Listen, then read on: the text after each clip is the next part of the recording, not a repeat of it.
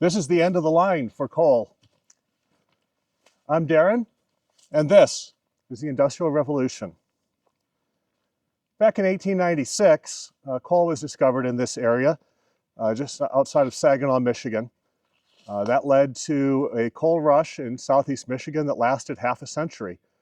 A coal seam running from Saginaw all the way down to Jackson, Michigan, was mined by reportedly over 100 mines at one time or another. The mines were poorly documented. At that point, if you wanted to have a mine, all you had to do really was go dig one and start working it. So there's no registration or anything involved early in that process.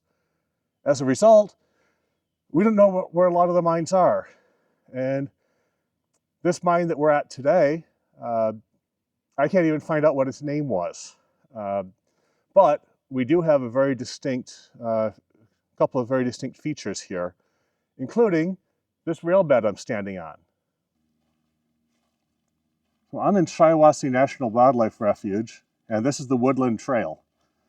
The Woodland Trail is about a 4-mile trail, follows through a very flat floodplain. If you look around though, you'll notice that on both sides of the trail is a large drop-off. This rail bed eventually reaches about 15 feet off the ground before it ends just short of the river. From there, originally it would have actually jumped onto a wooden trestle and gone out to the Shiawassee River, which is about, less than 50 feet beyond, and they would have loaded coal onto barges from there.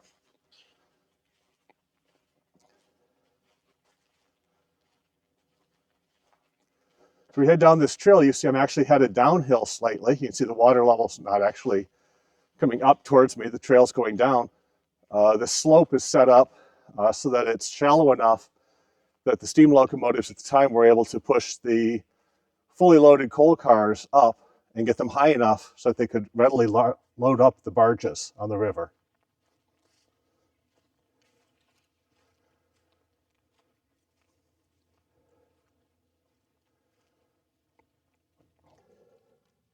Well, this rail bed goes a while, so rather than having you stick with me the whole time, how about if you jump over to the Big Chief mine and see what's over there? Welcome to the Robert Gage Coal Company's Big Chief No. 8 mine. This mine, located just outside Saginaw, Michigan, is owned and operated by the Saginaw Intermediate School District. Let's go down into the mine.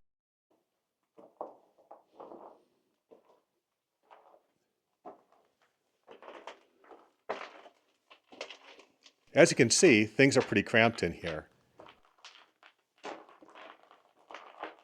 You can also see it's not a real mine. It was built as part of a museum in the reproduction building. Let's go take a look at the real thing.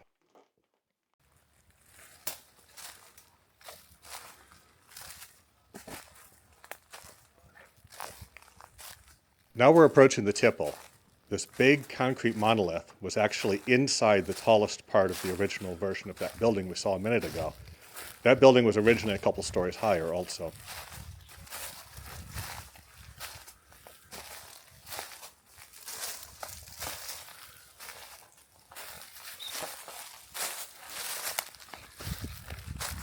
As we walk to the far side of the tipple, we see what's left of the shaft. Although it's now sealed, originally there were 2 elevator cars, sometimes called cages or skips, one for people and the other for coal.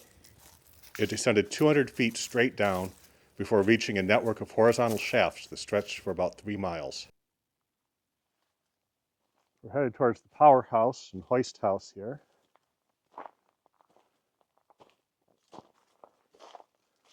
So you had at least 2, possibly 3 sets of boilers in here. You could run 1, 2, or all 3. Look up above. We do have over here the holes through the concrete where you would have run your steam lines.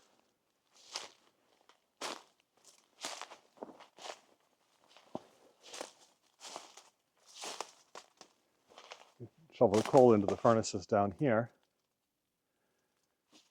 Big concrete wall to separate the boilers from the steam engine. In case the boiler happened to blow up, you wouldn't take out your steam engine, your hoist. Let's head around the corner and see what we can find over here.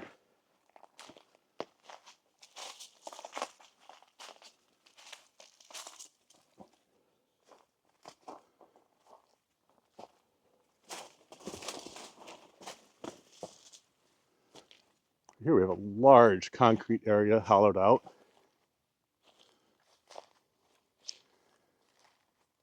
The depression in the ground here, I think, is where you had your steam engine. It's fairly common to put them in there, especially since you had huge wheels running off these larger steam engines. As we head over this way, we see a large concrete, massive raised concrete section here, complete with some huge bolts coming out of it, right next to the steam engine. Interesting thing you see when you line up with this and look straight ahead, that takes us to the tipple. The mine shaft is actually just on this side of the tipple, to the other side like I would have expected.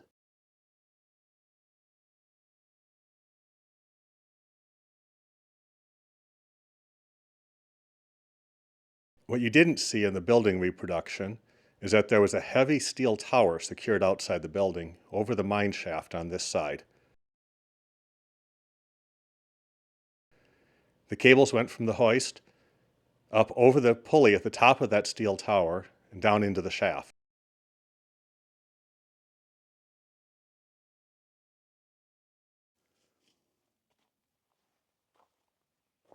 So this is around behind the winch, away from the mine shaft, and even includes some cable in here.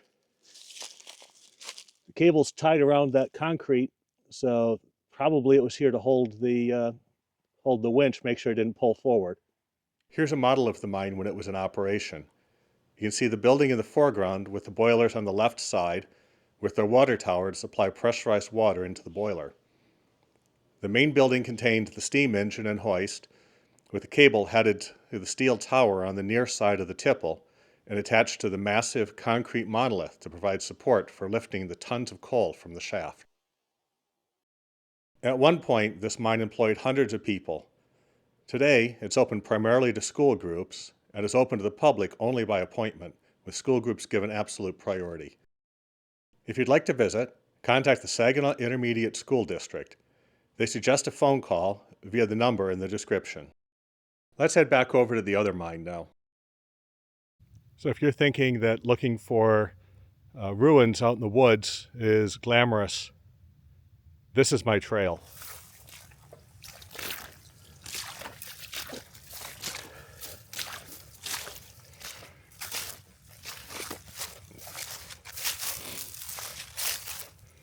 And this is literally not the worst of it.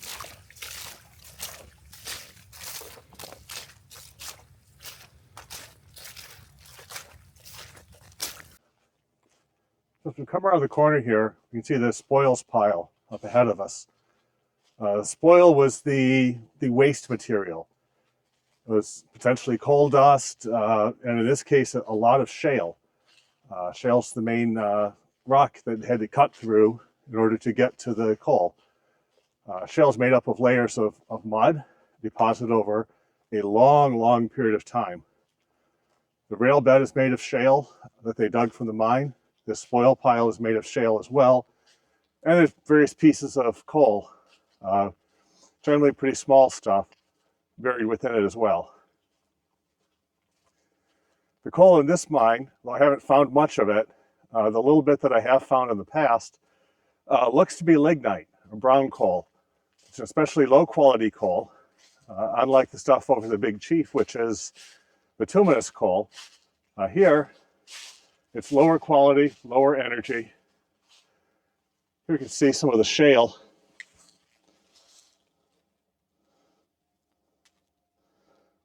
Very thin layers made up of mud. You can break the stuff apart into layers. And one of the nice things about this shale, if you're into fossils, this is the ideal rock to look for. Because small small animals, fish, ferns, leaves, all of that are fossilized really well within the shale beds.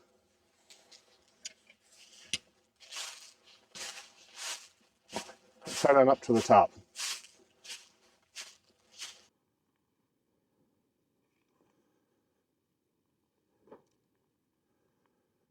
So the view from the top of the spoils pile. As you can see, there's not much down there. Unfortunately, there's no trace of any mine buildings, no shaft, nothing to explore further than this. So why is this all that's left today?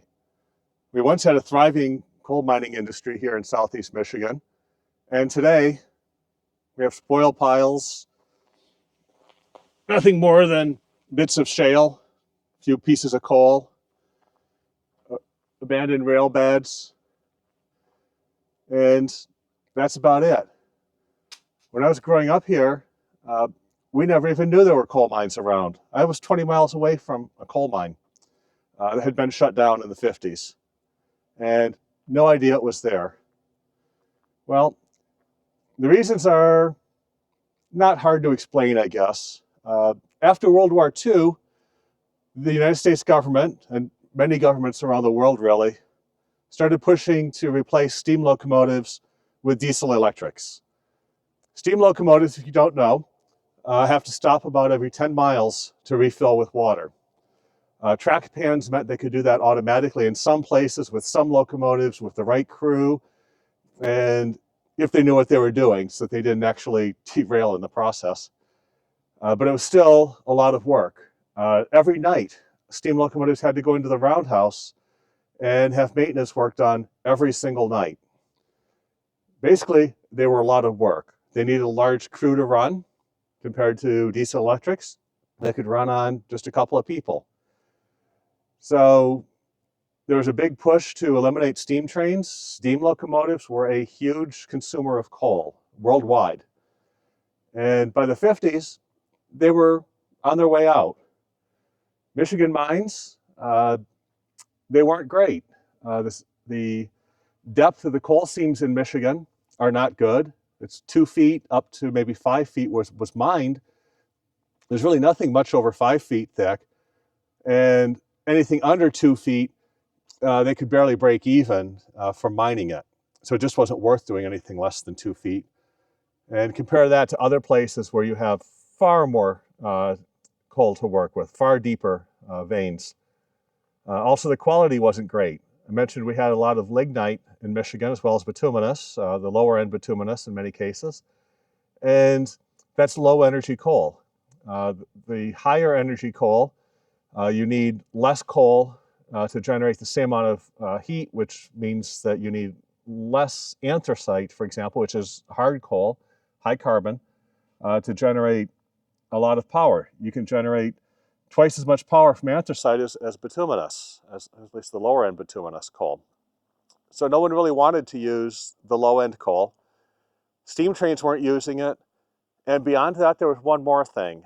And this is also very much tied to the Industrial Revolution, which is that electrification was finally getting out of the inner cities. We started getting electrification in the late 1800s, of course, but it was very limited. It was big cities, it was parts of big cities. Most people were still running coal. You wanted to heat your house? Coal.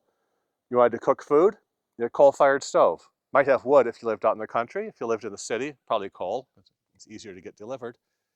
Once you get electricity, think about it. Do you want to heat your house by shoveling coal into the furnace several times a day? Or do you want to walk up to the wall and flip a switch and have heat?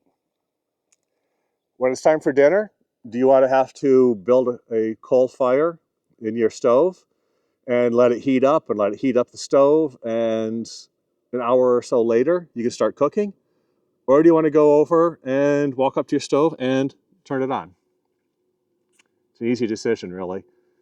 So they lost the steam locomotive business. They lost the home heating, cooking business. And between those, that was honestly a huge percentage of the coal consumption. Coal is still used today around the world. It's still essential today. It's responsible for a huge percentage of electrical production. All that percentage is falling. Natural gas is replacing coal, as well as renewables, wind, solar, hydroelectric. But there's still a lot of coal being burned today. Coal's also used, especially the higher end coal, in industrial purposes, for example, to make steel. You've heard of high carbon steel. That's where a lot of that carbon comes from, is from high-end coal. They add that to the iron ore and burn it, and the carbon gets in with the iron and creates high carbon steel. So coal really enabled the Industrial Revolution. Without coal, we wouldn't have had steam trains. Without coal, we wouldn't have had standalone steam engines in factories. Without coal, we wouldn't have had the scale of electrical production that we have today. So we definitely needed coal to get to where we are today. And today the world is moving away from coal, and we'll see more and more coal mines shut down. Some will stay. The industrial uses aren't going away, even if the power production uses do diminish. But as we look at this pile of waste, we just need to remember the Industrial Revolution is all about change. And this is part of that change. This is the Industrial Revolution. Anyway, I do need your help to keep this channel going. If you've enjoyed the video, please hit like and subscribe. Also, I do have a Patreon page over at patreon.com/industrialrevolution if you could help out there. This channel obviously involves a lot of travel to come out and see stuff like this. So if you could help me out, I'd appreciate that. Memberships start at just a few bucks a month.